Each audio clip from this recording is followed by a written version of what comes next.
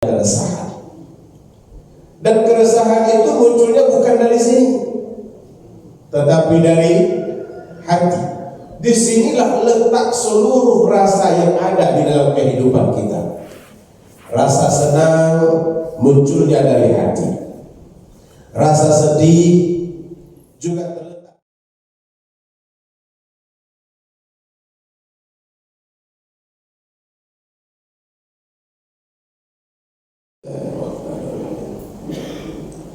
Assalamualaikum warahmatullahi wabarakatuh.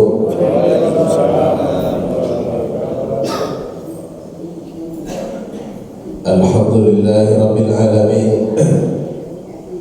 Wassalatu wassalamu ala asyrafil anbiya'i wal mursalin Sayyidina wa maulana Muhammad wa ala alihi wa sahbihi ajma'in. Rabbi shrah li sadri wa yassir li amri wahlul 'uqdatam min lisani yafqahu qawli. Mari kita bersyukur, memuji Allah Ta'ala atas segala limpahan nikmat-Nya sehingga kita dapat melaksanakan sholat subuh berjamaah pagi ini. Mudah-mudahan Allah menerima amal ibadah yang telah kita lakukan. Amin. Seperti yang kita tahu bahwa dari semua amalan kita yang ada, salat merupakan ibadah utama yang akan Allah periksa sebelum Allah memeriksa amalan-amalan yang lain. Mungkin kalau dihitung kesulitannya, haji lebih sulit. Selain waktunya panjang, biayanya banyak dan membutuhkan fisik yang sangat kuat. Begitu juga dengan ibadah-ibadah yang lainnya. Tapi dari semua ibadah itu, ibadah salatlah yang akan menjadi kunci dari ibadah-ibadah yang lainnya. Maka beruntung kita yang selalu melaksanakan salat itu secara berjamaah. Karena kalau kurang pada imam, Allah sempurnakan pada makmum. Kan salat berjamaah itu tak mesti kita buat semua. Allahu Akbar, imam angkat takbir dan baca Fatihah. Kita datang terlambat, maka boleh kita tak baca Al-Fatihah. Begitu kita ruku, baru saja mau turun, imam sudah naik. Hanya sempat menyebut sub saja. Itu pun tak tahu sub apa. Lalu kemudian naik. Allah juga menganggapnya bagus. Imam sudah sujud, kita masih lama karena lutut sakit, mau turun susah. Terpaksa mau landingnya itu posisinya memang betul-betul landing position. Baru saja meletakkan dahi, imam sudah bangkit lagi. Juga hanya sempat mengatakan sub. Yang kali ini kita tidak tahu sub apa lagi. Tapi Allah juga mengatakannya sebagai baik. Apa sebab? Karena dilakukan secara berjamaah. Jadi kalau berjamaah itu kita saling menanggung. Berbeda kalau kita salatnya sendiri. Beban Al-Fatihahnya ada pada kita, kesempurnaan segala-galanya ada pada kita. Kalau kurang kita sendiri yang tanggung, kalau lalai kita juga sendiri yang rugi. Itu sebabnya ibu bapak, sebahagian sahabat, atau mungkin boleh kita katakan seluruhnya, mereka merasa kalau sudah meninggalkan sholat secara berjamaah, itu tak ubahnya seperti kehilangan harta benda yang sangat besar harganya. Ada di antara khalifah muslim, satu kali dia datang sholat asar, tapi terlambat. Begitu dia sampai di masjid, orang sudah keluar. Di pintu masjid itu dia berkata, Inna lillahi wa inna ilaihi raji'un. Orang bertanya kepada beliau, siapa yang meninggal khalifah? Tak ada, kata beliau. Lalu kok mengucapkan inna lillahi? Orang kan selalunya mengatakan beranggapan bahwa inna lillahi itu kalau sudah wafat. Padahal tidak hanya di situ. Hilang sendal juga innalillah. Hilang suami itu lebih innalillah lagi. Siapa yang meninggal? Tidak ada kata khalifah. Lalu aku tak dapat sholat berjamaah asar bersama jemaah sore ini. Lepas satu sholat asar berjamaah itu lebih besar kerugiannya daripada kehilangan kota Basrah di Irak. Itu bagi yang merasa beriman. Bagi yang tidak, begitu lihatnya jemaah keluar, oh dah keluar dah, alhamdulillah selamat. Balik pulang. Tapi tidak jemaah yang di dalam ini. Di dalam ini insya Allah semuanya orang-orang yang dicintai Allah Ta'ala. Kurang semangat untuk sebuah cinta.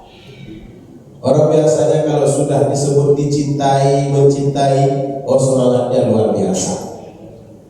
Bayangkan saja gunung tinggi akan kudaki, lautan luas aku seberangi. Itu gara-gara cinta. Walaupun kemudian kena hujan saja, kau takut dan batalkan janji. Judul lagunya Hujan di Malam Minggu tahun 1991 dari grup Manja, lagu Nabi. Hadirin yang Allah muliakan, kemudian selawat dan salam kita sampaikan kepada Nabi Muhammad. Allahumma sholli ala Sayyidina Muhammad wa ala ali Sayyidina Muhammad. Pagi-pagi kita melihat banyak sekali orang berolahraga, macam-macam olahraga. Ada yang goes, ada yang memang berlari maraton. Sore juga ada orang berolahraga. Ada yang main badminton, ada lagi yang main futsal, ada yang angkat berat supaya berbodi dan berolahraga.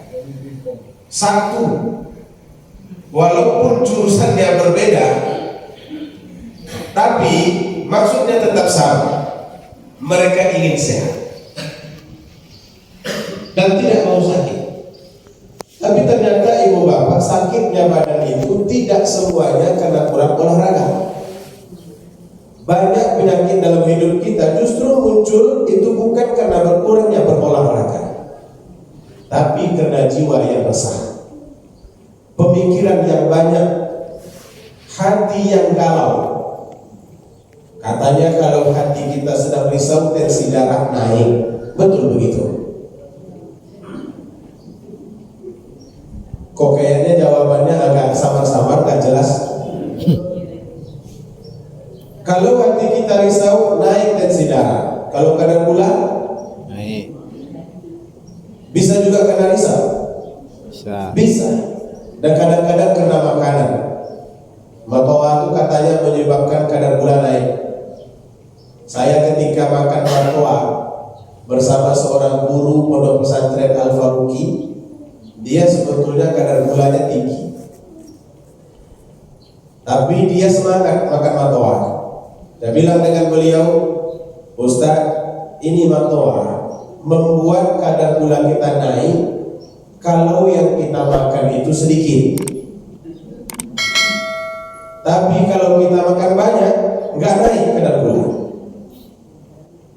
Entah fatwa dari mana itu saya pun tidak tahu. Beliau yakin pula dengan kalimat itu. Mungkin sambil bergurau boleh jadi. Datang semangkok habis, datang mangkok kedua habis, sudah habis warna hijau, datang pula warna merah. Kata santri-santri itu, Ustaz, ini lebih enak daripada yang tadi, coba lagi. Besoknya saya dengar dia masuk awal bulan Ramadan pokoknya. Setruk dia. Sampai sekarang nggak bisa dia lagi ngajar. Maka kalau jumpa dengan beliau terasa besar betul dosa saya. Ini gara-gara fatwa yang menyesatkan dia. Cuma dia yang lebih parah, kok diikuti pula. Dan jelas fatwa yang menyesatkan, diikutinya pula. Tahu kadar gula naik, banyak tinggi, dimakan kebanyakan. Tapi bukan karena itu saja. Jadi di dalam kehidupan kita ini banyak sekali penyakit yang muncul itu karena keresahan. Dan keresahan itu munculnya bukan dari sini, tetapi dari hati. Disinilah letak seluruh rasa yang ada di dalam kehidupan kita. Rasa senang munculnya dari hati. Rasa sedih juga terletak di dalam hati. Rasa bahagia dari hati. Rasa kecewa dari hati. Kepengen nambah hati, dari nafsu, kemudian diokekan oleh hati. Atau sudahlah, rasa cinta dari hati, rasa benci dari hati, rasa iri dari hati, rasa macam-macam, semuanya muncul dari hati. Karena itu ibu bapak yang dirahmati Allah Subhanahu wa ta'ala, hati ini memiliki kunci keselamatan utama manusia. Kalau ia bisa dikelola dengan baik, maka kesehatan akan muncul, keselamatan akan kita dapatkan. Tapi kalau tidak, banyak orang yang hidupnya resah bukan karena susah, tetapi karena hatinya yang tidak selesai. Melihat tetangganya berlebih, dia sakit. Melihat tetangganya ganti-ganti mobil, dia pingsan. Melihat orang lain prestasinya, dia risau sendiri. Padahal orang lain itu tidak akan mengambil bahagian yang dia punya. Karena konsep yang sudah diajarkan oleh Allah kepada kita, ma yaftahullahu lin-nasi min rahmah fala mumsika laha. Rahmat apapun yang Allah berikan kepadamu, tidak akan ada satu orang pun yang bisa menahannya. Tetapi apa yang Allah tahan darimu, Allah tidak mau itu sampai kepadamu, maka tidak akan ada yang dapat membantunya untuk sampai kepadamu. Artinya perahu hidup ini sendiri-sendiri, ibu bapak, tidak akan bercampur. Walaupun mungkin begitu banyak jumlahnya, tapi Allah itu maha tahu tempatnya, maha tahu kadarnya. Perahu itu sendiri-sendiri. Beliau ustaz juga, tapi perahunya beda dengan saya. Perahu beliau perahu pacu jalur, saya perahu nelayan. Beda formatnya. Beliau lebih laju dari saya. Beliau pakai kopi haji juga, saya pakai kopi haji juga, tapi perahunya beda. Beliau di bisnis, saya di mengajar. Ada lagi Pak Sudirman, langsung beliau teranggung. Teranggung ini bukan kena paham ibu bapak, kena agak ngantuk sedikit. Karena memang sungguh-sungguh begini, menahan mata itu lebih berat daripada menahan emosi. Kalau kita menahan emosi masih bisa, tapi menahan mata nggak bisa. Beliau ustaz juga, tapi ilmunya beda, perahunya beda. Karena itu prinsipnya di dalam agama kita, perahu hidup itu masing-masing, dan kita tidak akan saling mengambil, juga tidak bisa saling mengganggu. Tak perlu saling mengganggu. Kenapa ada gunanya? Kita ganggu mau kapal perahu orang lain, kelihatannya berkurang, tapi Allah tambah karena begitu jatahnya. Sementara kita ambil punya dia, kita letakkan ke kita, kelihatan untuk kita bertambah, tapi Allah bocorkan dari tempat lain, akhirnya tetap juga sama jumlah. Nah hadirin yang Allah muliakan, karena keresahan, karena hati itu yang menjadi sumber dari kebaikan hidup, maka kalau kita mau tenang, mau nyaman, hatilah yang mesti kita kuasai. Bapak Ibu yang Allah muliakan, itu saja mungkin yang dapat kita sampaikan. Saya tidak tahu apakah sebabnya selamat pagi atau tidak, karena saya mau ke Rohul ini sebetulnya. Tadi yang ngajak cepat Pak, baik. Kita ini kan harus patuh. Cepat Pak, baik. Mau ke Rohul, mungkin jam 7.30 saya sudah berangkat dari rumah, jadi ada persiapan di sini. Kita tutup pengajian ini dengan membacakan Alhamdulillahirabbil alamin dan doa kafaratul majelis. Subhanallahumma wa bihamdika asyhadu an la ilaha illa anta astaghfiruka wa atubu ilaik. Wassalamualaikum warahmatullahi wabarakatuh. Waalaikumsalam.